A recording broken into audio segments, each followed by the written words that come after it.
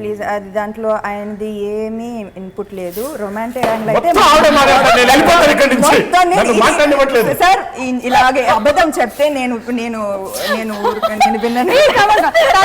Please please please please అమ్మా నన్ను మాట్లాడిస్తారా లేదా?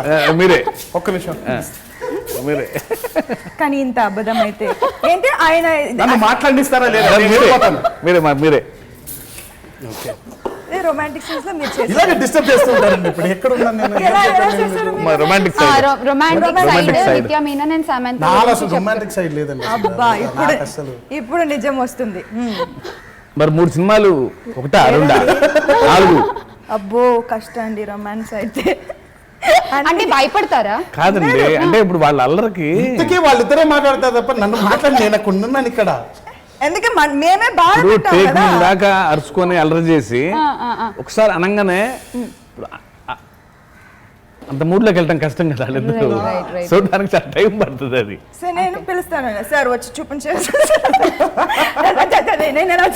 రాస్తారు కదా మళ్ళీ చూపించండి. ఎక్కడన్నా డైరెక్టర్ సాడిస్ట్ భయపెడతారు యాక్టర్స్ ని అని.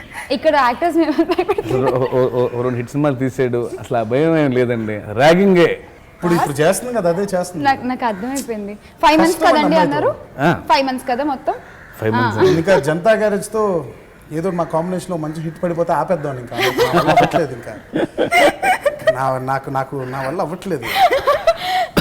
కాదంటారా? కాదు. లాస్ట్ స్కెడ్యూల్ అయితే వీళ్ళిద్దరు ఇది మీ లాస్ట్ సినిమా కదా, ఇది మీ లాస్ట్. నాకైతే ఇదే లేదు. నేను చేస్తాను. నేను నెక్స్ట్ నా మేనేజర్ నుంచి అమ్మ ఎవరు వస్తున్నారు నాకు కథ చెప్పడానికి వీలేదు.